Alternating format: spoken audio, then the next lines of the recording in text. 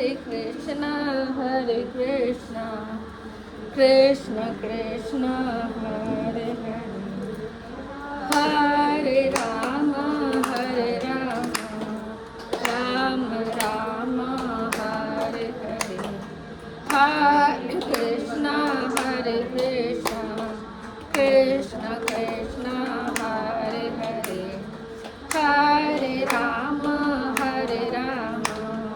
राम राम हरे हरे, हरे कृष्णा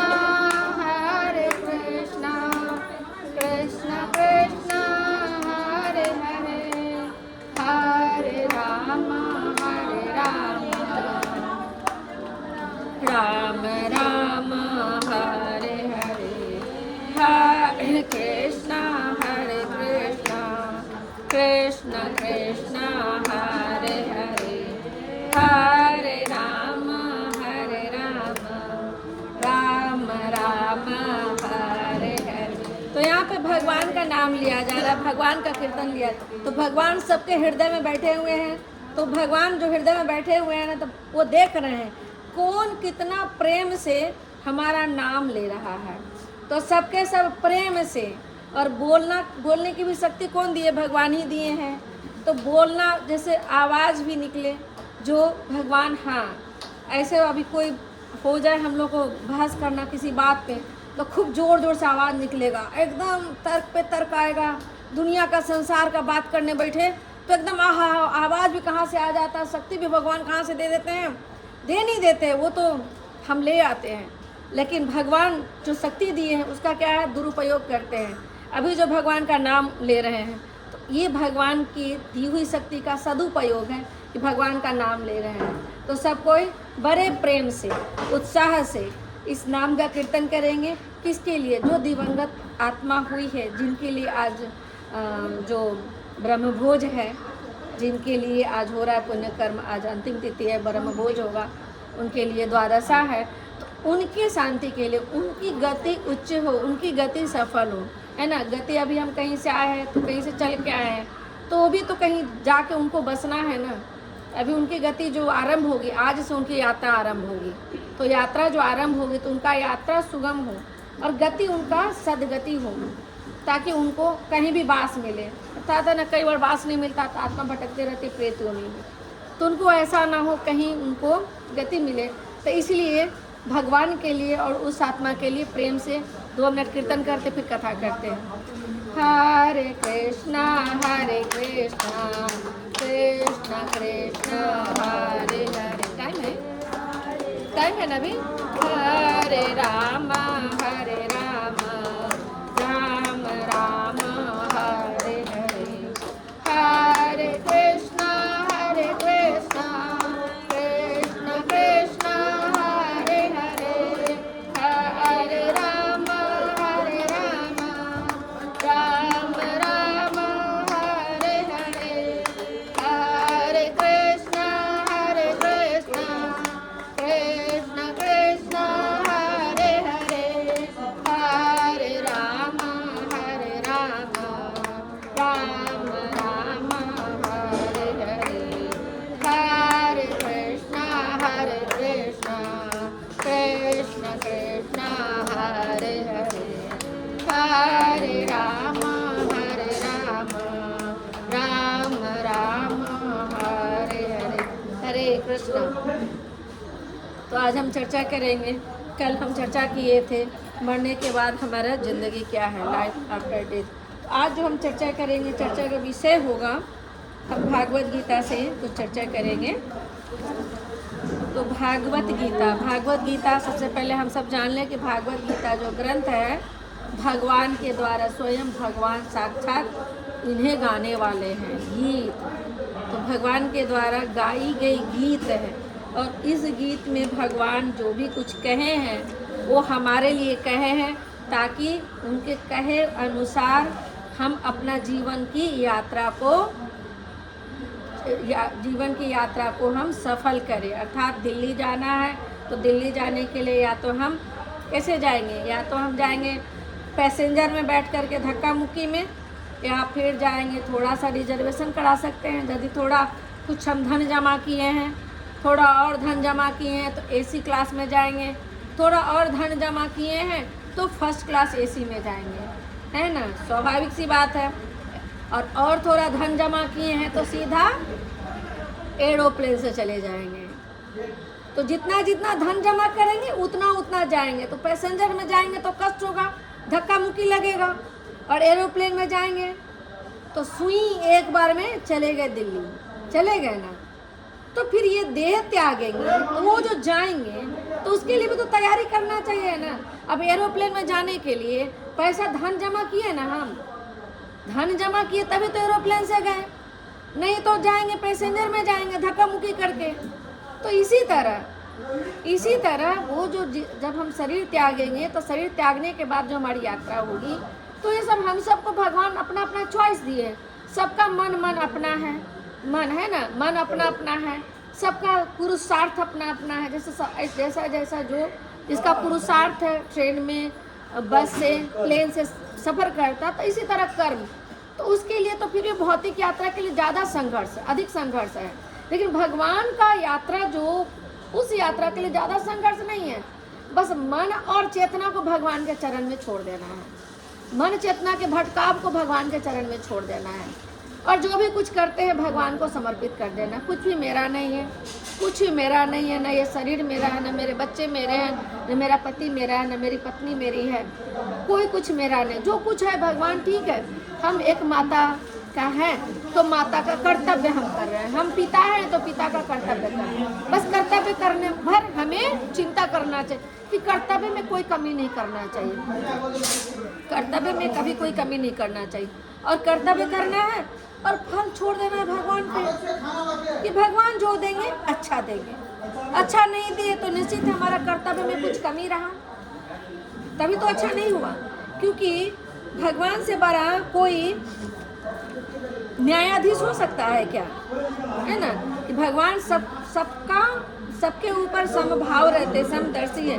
कभी भगवान भेदभाव नहीं करते, किसी से भेदभाव नहीं करते। हम लोग भेदभाव करते हैं, है ना, जात से, धन से, है ना, बहुत प्रकार से हम लोग लिंग, जात, धर्म से ऊंच नीच का भेदभाव करते हैं। लेकिन भेदभाव भगवान नहीं करते, भगवान के लिए सब बराबर है।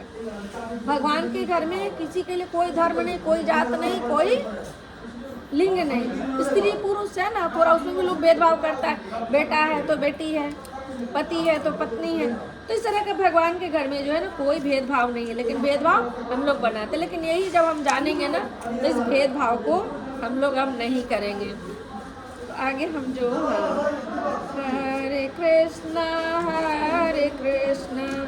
कृष्ण कृष्ण हरे हरे, हरे राम राम राम हरे हरे। हाँ, तो हम जानेंगे, हाँ थोड़ा चर्चा करते हैं थोड़ा भागवत गीता से। तो हम लोग जानेंगे हाँ धर्म क्या है। तो धर्म क्या है? धर्म वही है जो गुण को दर्शाता है ना। जैसे चीनी का धर्म क्या है? मिठास। पत्थर का धर्म क्या है? कठोरता। जल का धर्म क्या है? तरलता। यही ना धर्म है। मनुष्य का धर्म क्या है? सेवा। मनुष्य का धर्म है सेवा। किसका सेवा? भगवान की सेवा। और हम लोग कर रहे हैं किसकी सेवा? खुद की सेवा कर रहे हैं, खुद को सजाने में लगे रहते हैं, खुद को ये खाओ वो खाओ लगे रहते हैं, या फिर इसको खुश करो उसको खुश करो। जिंदगी भर सबको खुश करने के लिए रहते हैं, जिंदगी खत्म। लेकिन आज तक कोई यहाँ बैठा है जो बता दे कि हम इसको बहुत खुश कर दिए? कोई है? कोई कह सकता है कि हम जो है ना, हम अपने पति को या बेटा को बहुत खुश कर दिए या पत्नी को बहुत खुश कर दिए? नहीं कर सकता है, क्योंकि हम सब में क्या है, वो योग्यता ही नहीं कि हम किसी को खुश कर सकते हैं। तो गीता का सार जो है ना हम जानेंगे। धर्म जो है ना, धर्म का कहते हैं चार पाया है। चार पाया है धर्म का। जो धर्म है क्या है? दया। सबसे पहला धर्म का पाया है दया। दया, स्वच्छता, पवित्रता और क्या है, सत्यता। 4 पाया है धर्म का, दया, स्वच्छता और पवित्रता, सत्यता। चारों शब्द स्पष्ट है। यदि दया धर्म हम में होगा तो हम लोग कभी भी जो जीव हत्या करके जो खाते हैं खत्म हो जाएगा ना। जैसे ही दया धर्म आया किसी के हृदय में तो किसी को मांसाहार करने का इच्छा होगा ना। उसको काटा गया, उसको पानी से निकाला गया और हमको बर्फ में घुसा दिया जाए तो हम लोग को बर्फ में घुसा दिया जाएगा तो हमारी कैसी स्थिति होगी। हमको पानी में डुबा दिया जाएगा तो हमारी क्या स्थिति होगी। और पानी में रहने वाला जीव मछली को हम लोग बाहर निकाल देते, बेचारी मर जाती है, खा लेते हैं उसको। तो दया है क्या। और हमको कोई पानी में डुबाए तो हम उसको कितना गाली देंगे ना। निर्दयी, फलाना चिलाना, दया नहीं है, ये नहीं है, वो नहीं है। तो दया शब्द समझ गए कि दया धर्म का, ये धर्म है, दया धर्म है। सबके हृदय में ये धर्म का पालन करना चाहिए। तो ये धर्म जिसके हृदय में जागृत हो गया आज के बाद, तो आज के बाद ही मांसाहार करना त्याग देगा। को सोचे कि हमको पानी में डुबा दे तो हम जी सकते हैं, मर जाएंगे, कितना कष्ट होगा। तो क्या मछली को कष्ट नहीं होता है। कोई भी जीव जंतु करके जो हम हत्या करके खाते हैं, अरे कोई काटा है ठीक है, लेकिन मेरे लिए काटा है ना। हम खाते इसलिए वो काटा, हम खाना बंद कर देंगे तो नहीं काटेगा। तो दया जो है होगा ना, दया का प्रभाव पड़ेगा ना। अब दूसरा क्या है, स्वच्छता। दूसरा है स्वच्छता। तो स्वच्छता क्या है, स्वच्छता अंतर्मन बाह्य, एक अंतर्मन से स्वच्छता होता है, दूसरा बाह्य स्तर से, जैसे नहाना धोना, स्वच्छ होना, यही है ना। जैसे शास्त्र में ऐसा वर्णन है कि स्वच्छ प्रत्येक गृहस्थ को 2 बार स्नान करना चाहिए। जो वैष्णव उसको तो 3-4 बार स्नान करते हैं। जब भी हम जाते हैं दीर्घ शंका करने के लिए तो हमको स्नान करना चाहिए। स्वच्छता ये भी दया धर्म का एक पिलर है, पाया है। तीसरा हम क्या बताएं, पवित्रता। तो जब हम दया और स्वच्छता का जब हम धर्म को जान गए तो उससे पवित्रता भी आ गई, तो हमारा मन में पवित्रता का भी धारण हो जाएगा ना। और उसके बाद सत्यता। तो सत्यता अर्थात क्या, शास्त्र में जो बात कही गई है वही सत्य है। और हम अपना जो कुछ विचार बना लेते हैं ना, अपना अपना मन मत से, ये भी सही है, वो भी सही है, ये भी करना चाहिए, वो भी करना है, हम तो कर सकते हैं। तो अपना मन मत से जो हम लोग कुछ करते हैं ना, कहाँ क्या लिखा हुआ है, कुछ नहीं है, जो है कर सकते हैं, क्या इससे कुछ हो रहा है। तो ये सब क्या है, सत्यता का उल्लंघन है, सत्यता का उल्लंघन है। सत्यता अर्थात जो शास्त्र में जो भी कुछ दिया गया है हमारे लिए, उसका ही पालन करना सत्यता है। शास्त्र के आचरण को अपने आचरण में लाना, शास्त्र के ज्ञान को अपने आचरण में लाना, यही सत्यता है। इस प्रकार सत्यता और जो हम लोग को पालन करना चाहिए धर्म का, स्वच्छता का, पवित्रता का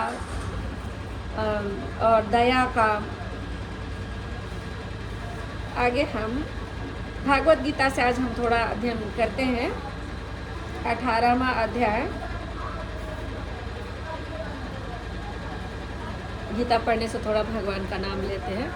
ओम नमो भगवते वासुदेवाय, ओम नमो भगवते वासुदेवाय, ओम नमो भगवते वासुदेवाय। ओम ज्ञानतिमिरान्धस्य ज्ञानाञ्जनशलाकया चक्षुरुन्मीलितं येन तस्मै श्रीगुरवे नमः। श्रीचैतन्यमनोभीष्टं स्थापितं येन भूतले स्वयं रूपः कदा मह्यं ददाति स्वपदान्तिकम्। नमो विष्णुपादाय कृष्णपृष्ठाय भूतले। हरे कृष्ण कृष्ण कृष्ण हरे हरे, हरे राम राम राम हरे हरे। तो आज हम गीता का 18वां अध्याय, तो गीता पे थोड़ा चर्चा करते हैं। गीता में किसके बीच में वार्तालाप हो रही है, अर्जुन और, थोड़ा थोड़ा सबको जानते होंगे तो ये अर्जुन और भगवान के साथ, दोनों के साथ वार्तालाप हो रही है। कौरव और पांडव दोनों युद्ध के लिए आमने सामने खड़े हैं, दोनों सेना आमने सामने खड़ी है और दोनों युद्ध के लिए उद्यत है, मतलब अब युद्ध करने ही वाले हैं, है ना। और युद्ध के पहले डिसीजन हो गया, भगवान प्रयास कर चुके हैं कि युद्ध ना हो, शांति प्रस्ताव लेकर गए थे, कहे कि 5 गांव ही इसको दे दो, लेकिन दुर्योधन नहीं मानता, दोनों युद्ध के लिए आमने सामने खड़े हो जाते हैं। 11 अक्षौहिणी सेना कौरव में, 7 अक्षौहिणी सेना पांडव में। भगवान की नारायणी सेना कौरव पक्ष और भगवान स्वयं किसके पक्ष में? पांडव के पक्ष में। तो भगवान जहाँ है वहीं श्री होगी ना, जहाँ कृष्ण वहीं तो लक्ष्मी होंगे ना, क्योंकि भगवान कौन है? लक्ष्मीपति हैं, और जहाँ पे लक्ष्मी होगी विजय भी वहीं होगा। तो इस प्रकार दोनों उद्यत है युद्ध के लिए। तो फिर अर्जुन के मन में आता है कि जिनसे हमें युद्ध करना है, पहले उस सेना को हम निरीक्षण कर लें। तो निरीक्षण करने के लिए जो है कहते हैं, भगवान को कहते हैं कि हमारे रथ को उनके सामने ले चलिए, ताकि हम देख ले कि हमसे युद्ध करने के लिए कौन कौन योद्धा हमारे सामने खड़े हैं, किनसे हमको युद्ध करना है। तो भगवान जो है रथ को ले जाते हैं, भीष्म पितामह और द्रोणाचार्य के सामने खड़ा कर देते हैं, इन दोनों के सामने खड़ा कर देते हैं। फिर अर्जुन क्या है, उनको देखते ही उनके मन में विषाद ग्रस्त हो जाते हैं कि ये तो हमारे गुरु है, ये मेरे पितामह हैं, इन्हें हम कैसे हत्या करें। और जो भी कोई हमारे सामने है, मेरे चाचा है, मेरे ससुर है, मेरे मामा है, मेरे संबंधी है, मेरे मित्र है, इनको हम कैसे मारे। चाहे इन्हें मार के हमें क्या राज्य के सुख के लिए, तो इतना राज्य का सुख प्रबल है जिसके कारण हम अपने पितामह को मारे, जिनके संरक्षण में हम बने हुए, उन गुरु को मारे जिन्होंने हमें शस्त्र विद्या दी है। तो ये सब करके वो विषादग्रस्त हो जाते हैं और कहते हैं मैं युद्ध नहीं करूँगा, यदि मैं युद्ध करूँगा तो सारे जो है हमारे पुरुष मर जाएंगे, वयोवृद्ध मर जाएंगे। तो क्या है, पुरुष के बिना स्त्रियां जो है दूषित हो जाएंगी, स्त्रियां दूषित हो जाएंगी तो अवांछित संतानें उत्पन्न होगी। जो तर्क देता अर्जुन युद्ध नहीं करने का, जो शोक संतप्त होकर भगवान से कहते हैं, गीता में कहते हैं स्त्रियां दूषित हो जाएगी, अवांछित संतानें होंगी, अवांछित संतानें होगी तो समाज की शांति व्यवस्था भंग हो जाएगी, पिंड देने के लिए कोई नहीं रह जाएगा, तो हमारे पितर भी गिर जाएंगे, और इनको मार के जो मुझे राज्य प्राप्त होगा, उस राज्य से भी भला मुझे क्या सुख मिलेगा। सुख भोगने के लिए भी तो कोई चाहिए ना, तो सब तो मारे जाएंगे तो हम किसके साथ सुख भोग करेंगे। और इन्हें मारने के बाद यदि मुझे राज्य मिल भी गया तो इनके रक्तों में सना होगा, क्योंकि इनको मार के हम सुख प्राप्त करेंगे। तो ऐसा कौन ऐसा विधि है, कौन ऐसा युक्ति है जिससे जो मुझे यहाँ विषाद हो रहा है कि इन्हें हमारे वो राज्य सुख के लिए, कहते हैं तीनों लोक का भी यदि हमें राज्य प्राप्त हो तो भी वो राज्य हमें खुशी नहीं दे सकता है, सुखी हमें नहीं दे सकता। मेरी इंद्रियां सुखी जा रही है, मेरे मुख सुख रहे हैं, और ऐसा विषादग्रस्त होकर अपने गांडीव और धनुष को कहाँ रख देते हैं रथ पे और बैठ जाते हैं सुख संतप्त होकर। फिर भगवान अब कहते हैं, भगवान कहते हैं कि तुम किसके लिए शोक कर रहे हो अर्जुन, तुम पांडित्यपूर्ण इस तरह बात कर रहे हो, तुम धर्म की ज्ञान की बातें कर रहे हो, तुम शोक कर रहे हो जो कभी शोक करने के लायक नहीं है, योग्य नहीं है। तुम कहते हैं कि आततायु पे दया करना, दया धर्म है, लेकिन दया कहाँ करना चाहिए ये भी एक ज्ञान होना चाहिए।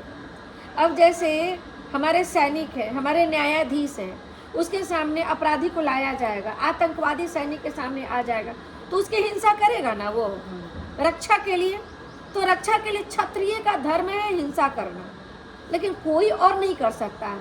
लेकिन जब वो क्षत्रिय जैसे कह रहा बॉर्डर पे वो तैनात है, पद पे आसीन है, तो वो हिंसा कर सकता है, लेकिन वही घर में आ जाए, वो हम लोग के बीच में आ जाए तो हत्या नहीं कर सकता है। तो समय समय पर क्षत्रिय को रक्षा करने का कर्तव्य है, तो कर्तव्य से कभी भी नहीं भागना चाहिए। भगवान यही कहते हैं कि तो तुम्हारा कर्तव्य है, तुम क्षत्रिय हो, तुम कहते हो भिक्षाटन कर लूँगा, राजपाट त्याग करके मैं भिक्षाटन कर लूँगा, मैं जंगल चला जाऊँगा, लेकिन तुम्हारा तो धर्म है क्षत्रिय का, तुम वहाँ भी जाओगे, लेकिन तुम्हें कभी भी क्रोध आ जाएगा तो तुम उसके मारने के लिए उद्यत हो जाओगे। तो तुम अभी क्यों नहीं युद्ध करोगे? तुम एक क्षत्रिय हो, तुम एक सबसे सर्वश्रेष्ठ योद्धा हो, कर्तव्य विमूढ़ क्यों हो रहे हो? और ये आतताई जिसके सामने जो कहते 6 प्रकार के आतताई, 4 प्रकार के आतताई का कुछ वर्णन है कि जो किसी को जलाने का प्रयास करे, जो किसी का भूमि का हरण कर ले, जो किसी को देश निकाला कर दे, जो स्त्रियों पर दुर्व्यवहार करे। तो 4 प्रकार जो बोले, तो इस प्रकार का कोई कर्तव्य यदि करता है ना तो आतताई कहलाते हैं। और वैसे आतताई पे कहते हैं दया नहीं करना चाहिए। तो कभी कभी कहते हैं कि आखिर युधिष्ठिर द्यूतकीरा के लिए जब निमंत्रण दिया तो क्यों स्वीकार किए? कहते हैं ना, कोई कहता क्यों स्वीकार किया, नहीं करता, मना कर देता, हम नहीं जाएंगे, क्यों जाएंगे, जुआ है यह खेलना। लेकिन क्षत्रिय का यह धर्म है। जैसे भगवान राम, वो चाहते तो माता सीता को वन भेजते क्या, वो राजा थे, कोई कह देगा और अपनी पत्नी को वन में भेज देंगे। लेकिन जो राजा होते हैं, जो क्षत्रिय होते हैं, उनका स्व का कुछ नहीं होता है, स्वार्थ नहीं होता है उनको कि ये मेरे पितामह है, ये मेरे गुरु है। वो सबको त्याग करके कोई राजा बनता है, ये मेरी पत्नी है, मेरे बच्चे हैं। राजा का कर्तव्य है कि सामने वाले की रक्षा के लिए मेरा जान चला जाए, मेरी परिवार का भी जान चला जाए, तो वो उसे देना चाहिए, देना पड़ेगा, कभी भी युद्ध से विमुख नहीं हो जाता। तो जब युधिष्ठिर को द्यूतकीरा के लिए बुलाया जाता है तो वो क्षत्रिय का धर्म है, धर्म के अनुसार कभी भी कोई यदि चुनौती देता है किसी चीज़ के लिए, चाहे वो जुआ ही क्यों नहीं हो, वो मना नहीं कर सकता है। और हारना जीतना तो भगवान के हाथ में है। हारना, अब युद्ध में ही कोई गया तो युद्ध में भी हारना जीतना अर्जुन जानता है कि हम हारेंगे या जीतेंगे। कहता है कि मैं इनके द्वारा मारा जाऊं, भले ही युद्ध में निहत्ता, लेकिन मैं इन पे वार नहीं करूँगा, इनसे युद्ध नहीं करूँगा। लेकिन जीत क्या हमारे हाथ में है? क्या कर्म हमारे हाथ में है। कर्म करने के बाद परिणाम हम सबके किसी के हाथ में नहीं है। तो ये परिणाम क्या सदा भगवान को छोड़ देना चाहिए। तो भगवान फिर कहते हैं कि तुम जो कह रहे हो कि इन्हें हम मारेंगे, तो तुम ये सब तो पहले ही मारे जा चुके हैं। क्योंकि जिस शरीर का जन्म हुआ है उसका तो मरना क्या अवश्यंभावी ही है, ध्रुव सत्य है। जो जन्म लिया वो मरेगा, लेकिन जो जिसको तो मारना उसको तो गति मिल जाएगी ना, उसको मुक्ति मिल जाएगी। शरीर क्या है? शरीर वस्त्र है, तो ये शरीर जीर्ण शीर्ण हो गया है, ये नया शरीर को धारण करेगा। तो ऐसे भी क्या तुम एक धनुर्धर हो, एक योद्धा हो, तो तुम इसको यदि त्यागोगे तो कोई ये नहीं कहेगा कि तुम अपने परिवार के लिए युद्ध का त्याग किया, लेकिन क्या कहेगा लोग, तुम्हारा अपयश होगा, अपकृति होगी। तो ऐसा तो है कि तुम मतलब कि इससे अच्छा है कि तुम मृत्यु से भी कहते हैं कि जैसे कहते मृत्यु से भी बड़ा दुख होता है कि अपयश हो, है ना, अपयश हो, अपकृति हो एक श्रेष्ठ योद्धा के लिए। तो इस प्रकार भगवान कहते फिर आत्मा का ज्ञान देते कि आत्मा तो कभी मारा नहीं जा सकता है। नैनम छिंदन्ति शस्त्राणि नैनम दहति पावक न चैनम क्लेदियं तापो न शोष्यति न मारुता। आत्मा क्या है? सच्चित आनंद है, शाश्वत है, अजन्मा है, उसे मारा नहीं जा सकता, उसे काटा नहीं जा सकता, उसे भिगाया नहीं जा सकता, उसे न घुलनशील है, न उड़ाया जा सकता है, न सुखाया जा सकता है। तो भगवान अर्जुन को आत्मा का ज्ञान देते हैं। फिर ज्ञान देते हैं क्या कि हम सब, चूँकि ये संशय तुम में आया क्यों? क्योंकि हम सब प्रकृति के साथ जो है ना, प्रकृति के 3 गुण सतो रजो तमो, तो तीनों गुणों से हम लोग बंधे हैं। और यही जो बंधन है हम लोग को माया में गिरे हुए हैं, जिसके कारण हम लोग कभी कभी अपने कर्तव्य से विमुख हो जाते हैं। कब? जब हमारे सामने बहुत दुख आता है ना, नहीं होते हैं बहुत, जब दुख आता है तो नहीं कहते कि क्यों दुख आया, अब हम इसको छोड़ दें, क्या करें, समझ में नहीं आता। तो उस समय भगवान कहते कभी भी सामना करना चाहिए, कभी भी मुंह नहीं मोड़ना चाहिए अपने कर्तव्य से। आगे भगवान यहाँ कहते हैं, पूछ रहे हैं भगवान त्याग में जीवन, अर्जुन पूछ रहे हैं कि त्याग में जीवन का भी उद्देश्य जानना चाहता हूँ। अब अर्जुन यहाँ पे कह रहे हैं, हिंदी में ही हम कहेंगे कुछ श्लोक का अर्थ, हिंदी में समझना आसान होगा ना। तो कहते हैं ये 18वां अध्याय है भागवत गीता का, पीछे का थोड़ा चर्चा किए। तो 18वां अध्याय जो है ना, संन्यास की सिद्धि है, उपसंहार एक तरह सारांश रूप में कहा गया है। तो अर्जुन कह रहे, हे महाबाहो, मैं त्याग का उद्देश्य जानने का इच्छुक हूँ। हे केसी निसूदन, हे ऋषिकेश, मैं त्यागमय जीवन का भी उद्देश्य जानना चाहता हूँ। तो भगवान कहते हैं, भगवान आंसर करेंगे। इसलिए भगवान वाचे कहते हैं कि भौतिक इच्छा पर आधारित, जैसे हम सब जो है, एक हमारी भौतिक गति है और एक आत्मा की गति है ना। आत्मा ही शरीर को त्याग के चली जाती है ना। तो भौतिक स्थिति जो हम देखते हैं, जो हम सुनते हैं, जिसे हम महसूस करते हैं, ये है भौतिक स्तर की बात। तो जो कहते हैं भौतिक इच्छा पर आधारित, जैसे खाने की इच्छा, कहीं जाने की इच्छा, तो इंद्रियों विषय पर जो आधारित है, भोग विलास जिसको कह ले, उपभोग कह ले, तो इस इच्छा पर आधारित जो भी कर्म का परित्याग जो लोग करते हैं, विद्वान लोग संन्यास कहते हैं, इसे संन्यास कहते हैं, है ना। कर्म का त्याग यहाँ नहीं कहा गया है। भौतिक आसक्ति, भौतिक वस्तुओं में जो आसक्ति है, परिवार में, संबंध में, वस्तु में, इस आसक्तियों को जो त्याग करते हैं सन्यासी, वही है। पुनः कहते हैं कि कुछ विद्वान कहते हैं कि समस्त प्रकार के सकाम कर्मों दोषपूर्ण समझकर त्याग कर देना चाहिए। तो कर्म भी 3 प्रकार का होता है, इसको भी थोड़ा समझ लेते हैं। सकाम कर्म, सकर्म, विकर्म, अकर्म। तो सकर्म होता है जैसे हम कोई इच्छा लेकर कर्म करते कि ये कर्म कर रहे तो हमें यह प्राप्त होगा, है ना। हम कोई व्रत कर रहे थे, इस व्रत से हम कुछ कामना करते, इच्छा करते हैं, सकर्म हो गया। विकर्म हो गया जो हम कोई कर्म में हमारा आसक्ति नहीं हो, कर्म करते हैं, होगा नहीं होगा भगवान पे छोड़ देते हैं। सकर्म, विकर्म, अकर्म जो बस कर्म करना जानता है, किसके लिए? तो केवल और केवल भगवान के लिए, कृष्ण की प्रसन्नता के लिए। तो कृष्ण की प्रसन्नता के लिए क्या कर्म है? अपने आँखों से, हमारी सारी इंद्रियां हैं ना, आँख, नाक, मुख, कान, हाथ, पैर, ये सब हमारी इंद्रियां हैं ना। 10 इंद्रियां हैं ना, 5 कर्म इंद्रियां और 5 ज्ञान इंद्रियां, एकादश इंद्रियां मन। और ये मन चूंकि स्वयं भगवान है, तो इसीलिए एकादश को एकादशी व्रत भगवान के लिए किया जाता है। करते हैं एकादशी व्रत, एकादशी व्रत करते हैं ना। तो एकादशी व्रत में क्या करना है? मन जो है ना, भगवान को दे देना है, उन्हीं का मन है, उन्हीं का मन उनको दे देना है। तो हमारी मन की चंचलता जब रुक जाती है ना, तो जितना भी हमारे जीवन में, जैसे अर्जुन को विषाद हुआ, तो हम सब के जीवन में भी जो विषाद आता है ना, वो सब विषाद क्या है, शांत हो जाता है। तो यहाँ पे कर्म का थोड़ा हम चर्चा कर लिए। तो कहते हैं कि विद्वान मानते हैं तो यज्ञ, दान, तपस्या के कर्मों का कभी त्याग नहीं करना चाहिए। तो कहते हैं संन्यास, हम ये कर्म नहीं करेंगे, वो कर्म नहीं करेंगे, हम सन्यासी बन गए, कपड़ा बदल लिए, मतलब गेरुआ वस्त्र पहन लिए, खाना पीना छोड़ दिए, घर बार त्याग दिए, चले गए हरिद्वार, है ना। छोड़ो घर द्वार, चलो हरिद्वार। तो इसको सन्यासी नहीं कहते हैं।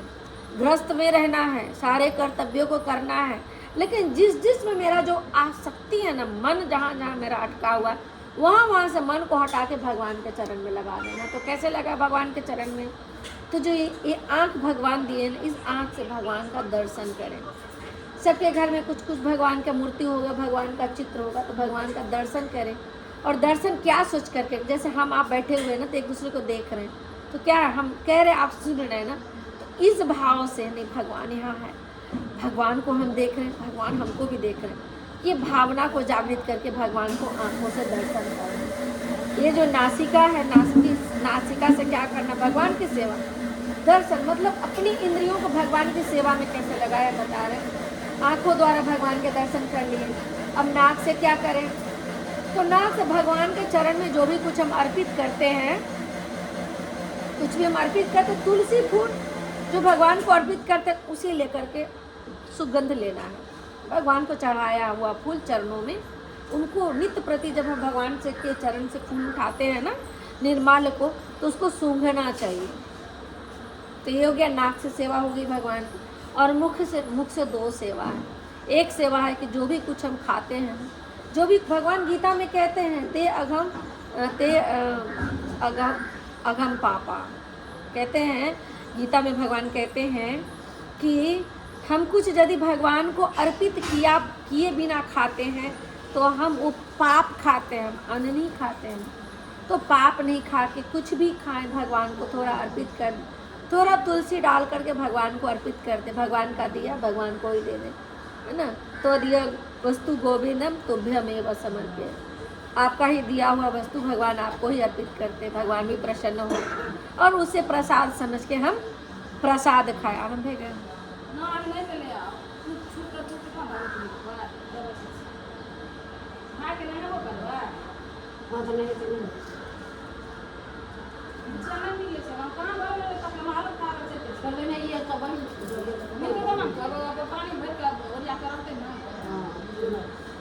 खोल कर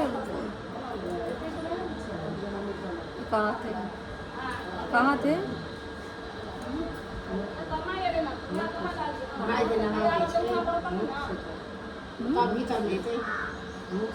हाँ हाँ, भगवान की सेवा में अपनी इंद्रियों को लगाना है। तो मुख से हम प्रसाद खाएंगे और मुख में जो भगवान वाणी दिए हैं, इस वाणी से हम भगवान का भजन करेंगे, भगवान का नाम जाप करेंगे, भगवान का कीर्तन करेंगे, जो अभी हम किए थोड़ा देर पहले। तो मुख से भी भगवान की सेवा हो गई। भगवान को गोविंद कहा गया है ना। गोविंद अर्थात क्या? सबके इंद्रियों के स्वामी भगवान है। ये सब हमारी इंद्रियां हैं ना, नाक, मुख, आँख, कर्ण, ये सब इंद्रियां हैं ना, तो स्वामी वो है ना, भगवान है। तो अपनी इंद्रियों को भगवान की सेवा में लगाना बहुत सिंपल है। भक्ति कोई बहुत एक नहीं है कि कोई नहीं कर सकता, कोई भी कर सकता है। मुख से भगवान का नाम करना है, कीर्तन करना है, भजन करना है और प्रसाद खाना है। अब कान से क्या करें? अभी जो आप लोग बैठ के सुन रहे हैं, तो कान को भगवान की सेवा में लगा दी। कोई कथा कर रहा है तो कोई सुन रहा है और हम भी सुन रहे हैं, हम बोले तो हम भी सुन रहे हैं। तो कान की सेवा को हाथों से क्या करें? हाथ से भगवान के चित्रपट है, मूर्ति है, जो भी कुछ भगवान का मंदिर है ना, तो भगवान का मंदिर का मार्जन करना, भगवान को सफाई करना, भगवान को श्रृंगार करना, तो अपने हाथों से भगवान की ये सेवा कर ली। अब पैर हैं तो पैर से भगवान का क्या सेवा करें?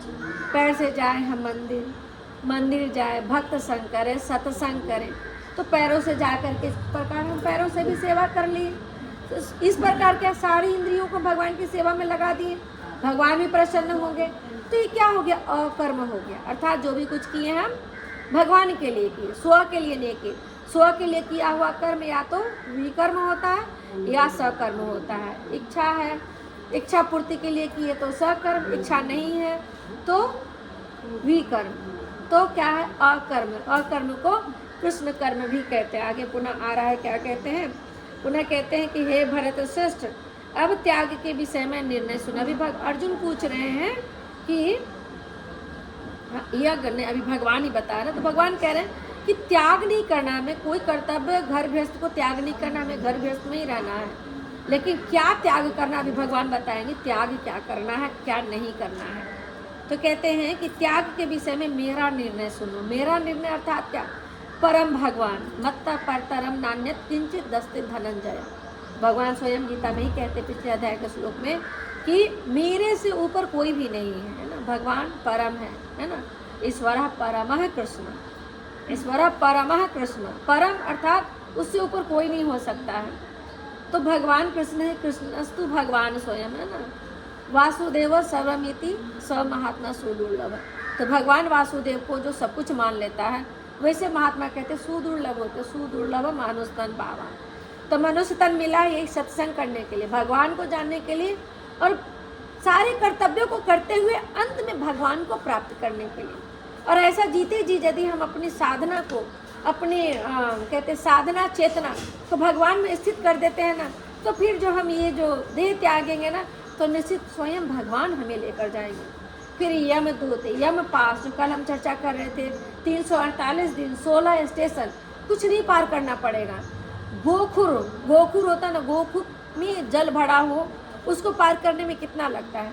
तो उतना ही समय, क्षण और स्थान को पार करने के जैसा हम भव को पार कर जाएंगे। भव क्या? यह जन्म मृत्यु का संसार। तो इस भव को 14 लोक को पार कर जाएंगे। और ये भव जो है ये 14 लोक में भी है, कल भी चर्चा किए थे।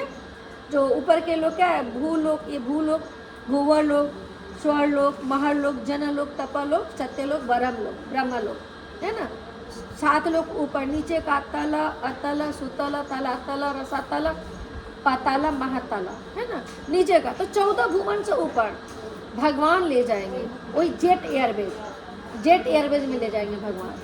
लेकिन वही नहीं किए तो फिर ठेलम ठेला में पैसेंजर में जाना पड़ेगा। तो क्या ये तो अभी हम जो दिखता है वो मतलब कि पैसा नहीं है तो ठेलम ठेला में जाएंगे, लेकिन तो वहाँ का धन अलग है ना। गोलोकर प्रेम धन हरिनाम संकीर्तन। तो ये नहीं कि बहुत बड़ा वो अंबानी जाएंगे तो उसके लिए जेट आएगा। अंबानी हो या हम जैसे कोई भी हो, वो कोई भी बैठा कोई भी हो, वो वहाँ कर्म का देखा जाएगा। यहाँ ना तुम अंबानी बन गए, टाटा बिरला बन गए, लेकिन वहाँ टाटा बिरला अंबानी नहीं देखा जाएगा। वहाँ देखा जाएगा कि तुम मेरा कितना नाम लिया, मन मना मद वक्त मध्याजी माम नमस्कुरु, कितना नाम लिया, मेरा कितना भजन किया, मुझे कितना याद किया, वो देखेंगे। तो ये हमारा होता है तैयारी, है ना, तैयारी जाने का। जैसे कहीं भी जाने का हम तैयारी करते हैं ना इस शरीर का, तो आत्मा का तैयारी करना इस देह से ही करेंगे ना, क्योंकि इस शरीर को त्यागने के बाद ना जाने हमारे कर्म के अनुसार कुत्ता बिल्ली भी बन सकते हैं, कीट पतंग चिड़िया मछली क्या बनेंगे। फिर हम कभी मछली को खाए हैं तो फिर हम मछली बनेंगे तो हमको कोई खाएगा, मुर्गी बनेंगे मुर्गी खाए तो मुर्गी हम बनेंगे फिर हमको कोई खाएगा। तो संसार चक्र में हम परे ही रहेंगे। लेकिन इसी से मुक्त होना है तो ये तैयारी कर लेना है। तैयारी कर लेंगे तो फिर क्या है, हम यहाँ से छूट जाएंगे। तो ऐसा नहीं, भगवान तो क्या है, भक्त वत्सल है, कृपा सिंधु है, दया के सागर। भगवान रावण को अंत में खबर भेजते हैं, है ना, अंगद को भेजते हैं, अभी भी माता सीता को हमें दे दो और मेरे शरण में आ जाओ, मैं तुम्हें क्षमा कर दूंगा। अब रावण जैसा अत्याचारी कौन हो सकता, हम लोग तो रावण नहीं है क्या हम लोग रावण। अब रावण जैसे को भगवान कहते हैं कि हम माफ कर देंगे, क्षमा कर देंगे।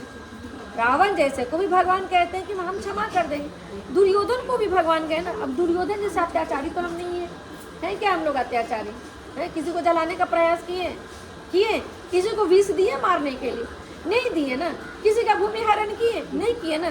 लेकिन दुर्योधन तो सब किया, लेकिन भगवान उसको जाते कहने के लिए कि अभी भी 5 गांव तुम पांडव को दे दो और आराम से रहो, युद्ध नहीं करो, लेकिन नहीं देंगे। और रावण को भी अंगद गया, हनुमान जी गए कि अभी भी माता सीता को उन्हें सौंप दीजिए। मंदोदरी कहती है माता सीता को उन्हें सौंप दीजिए, भगवान के शरण में आ जाइए, भगवान तो दया के सागर है, फिर क्षमा कर देंगे। तो वैसे तो भगवान जब क्षमा कर सकते हैं तो हम आपको नहीं क्षमा कर सकते हैं। ठीक है, गलती करना, त्रुटि करना मनुष्य का स्वभाव है। भक्त से गलती नहीं होता है ऐसा नहीं है, सबसे गलती होता है, क्योंकि त्रुटि करना जीव का स्वभाव है। कितना भी हम करेंगे ना सहेज के भी काम, तो त्रुटि हो ही जाता है। लेकिन भगवान के शरणागत है ना, तो भगवान के शरणागत है, भगवान के चरणों में, तो त्रुटि का बंधन नहीं लगेगा। फिर वो त्रुटि भगवान ले लेते हैं, तो त्रुटि का बंधन से भगवान हमको मुक्त कर देते। तो इसीलिए क्या करते, कुछ भी करो भगवान का सुमिरन करते रहो, भगवान का नाम लेते रहो, है ना। पुनः आगे चर्चा करते हैं किताब से, क्या कहते हैं कि सुनो त्याग के बारे में कह रहे, तो कह रहे यज्ञ दान तपस्या 3 कर्म, यज्ञ दान तपस्या का कभी भी त्याग नहीं करना चाहिए। कहते हैं उन्हें अवश्य संपन्न करना चाहिए। तो यज्ञ क्या है, कभी यज्ञ जैसे कि है ना सतु गुण में किया गया कर्म, सतु गुण में किया गया कर्म को यज्ञ कहा जाता है। तो जैसे सतयुग में तपस्या हुआ करता था ना, हजारों वर्ष तपस्या करते थे ना, है ना, हजारों वर्ष तपस्या करके हिरण्यकशिपु को वरदान पाया भगवान से। और वही त्रेता में यज्ञ हवन, अश्वमेघ यज्ञ, राजसूय यज्ञ, पुत्र कामेष्टि यज्ञ होता था। और वही द्वापर में आ गया अभिषेक, भगवान का अर्चा विग्रह आदि का करना, है ना, अनुष्ठान, कर्मकांड, वैदिक कर्मकांड आदि। लेकिन वही कलयुग में सबसे आसान भगवान कर दिए, कुछ नहीं करो, केवल नाम लो, हरेर नाम एव केवलम, हरि का नाम ही केवल, कलौ नास्तेव गतिर अन्यथा। तो कलयुग का कलेश को नाश करने वाला कुछ है तो क्या है, वो केवल और केवल हरि का नाम ही है। तो यहाँ पर क्या कह रहे हैं कि निश्चित ही हम सबको तो यही यज्ञ है। तो यज्ञ क्या है, हरि नाम संकीर्तन यज्ञ। तो क्योंकि कलयुग में हम सबकी चेतना दूषित हो गई है ना, हम में वो न शुद्धता है, न पवित्रता है, न शौचता है, है ही नहीं। तो हम लोग को न तपस्या और न शक्ति है तपस्या करने के लिए। पैर के नाखून पे हजारों वर्ष खड़ा होकर हिरण्यकशिपु तपस्या किया था। वाल्मीकि जी तपस्या करते हैं। वाल्मीकि जो दो हैं, पता है ना, दो हैं वाल्मीकि जी। एक वाल्मीकि जिसके आश्रम में माता सीता रही और लवकुश का जन्म हुआ, और एक वाल्मीकि जी जो रत्नाकर थे। रत्नाकर डाकू थे जो लोगों को हत्या करता था और लूटपाट करता था, है ना, जानते हैं ना। तो लूटपाट करता था। तो नारद जी आते हैं, कहते हैं कि जो तुम जो लूटपाट करते हो, जो हत्या करते हो, और हत्या करके परिवार का भरण क्यों करते हो? तो कहता है कि हम अपने परिवार का भरण पोषण के लिए करते हैं। तो कहते हैं कि जो तुम परिवार का भरण पोषण के लिए जो तुम करते हो, तो तुम उनको पूछो जो तुम अपराध कर रहे हो, इस अपराध के दोष का, दंड का भागी वो लोग बनेगा क्या? तो कहता है हम तो कभी ऐसा सोचे ही नहीं, विचार ही नहीं कि। तो कहता है ठीक है, तुम परिवार को पूछ के आओ। तो जाता है घर, अपने माता पिता को, अपनी पत्नी को, अपने बच्चे को, सबको पूछता है। लेकिन सबके सब क्या कहते हैं, ये तो आपका कर्तव्य है, पुत्र हो, पति हो, पिता हो, आपका कर्तव्य है हमारा भरण पोषण करना। अब आप चोरी करके करो या डकैती करके करो या हत्या करके करो, इसका अधिकारी तो आप बनोगे ना। आपका कर्तव्य है हमारा भरण पोषण करना, हम क्यों अधिकारी बनेंगे इसका? हम क्यों भागी बनेंगे दंड का? अब उसका दिमाग खुल जाता है। फिर जाते हैं नारद जी के पास। तो नारद जी के पास जाते हैं तो कहते हैं कि फिर बताते हैं। तो फिर कहते हैं अब क्या करें? अब नारद जी को पूछ रहे वाले में कि जब क्या करें? तो कहते हैं भगवान का नाम लो। तो कहते हैं इतना वो अपराध कर चुका है, इतना अपराध कर चुका है, तब भगवान के नाम भी उसके मुँह से नहीं निकलता है।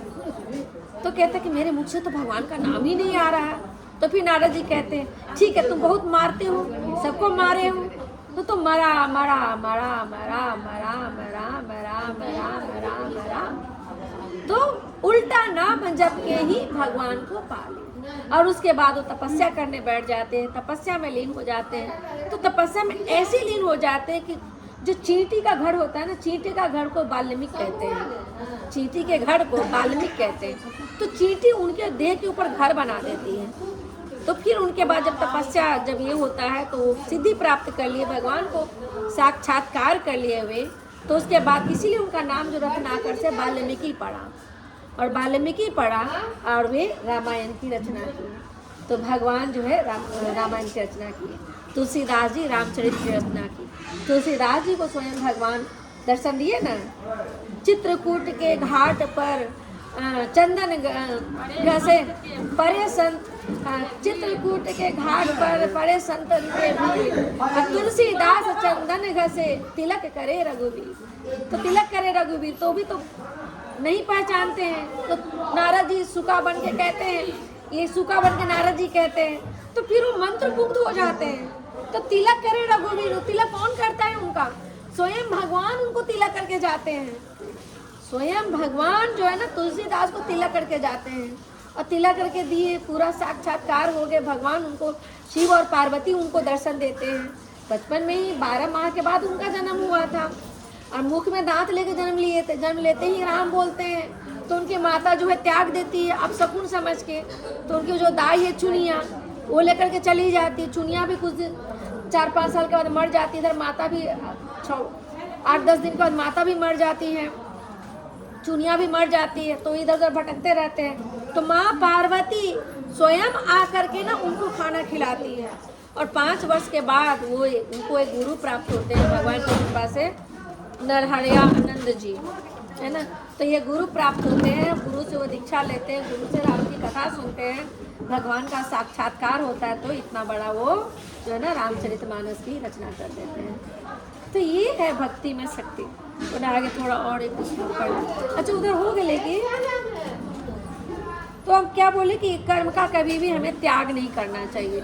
उन्हें कहते हैं भगवान कर्तव्य मानकर संपन्न करना चाहिए। तो कर्तव्य हम सबको, जो भी हम सबके योग्यता के अनुसार जो सभी हमारा कर्म है ना, तो कर्म करना चाहिए। हमको लगता है समय हो गया, अब हम विराम लेते हैं ना, विराम लेते हैं। हरे कृष्णा कृष्णा कृष्णा हरे हरे, हरे राम राम राम हरे हरे कृष्ण।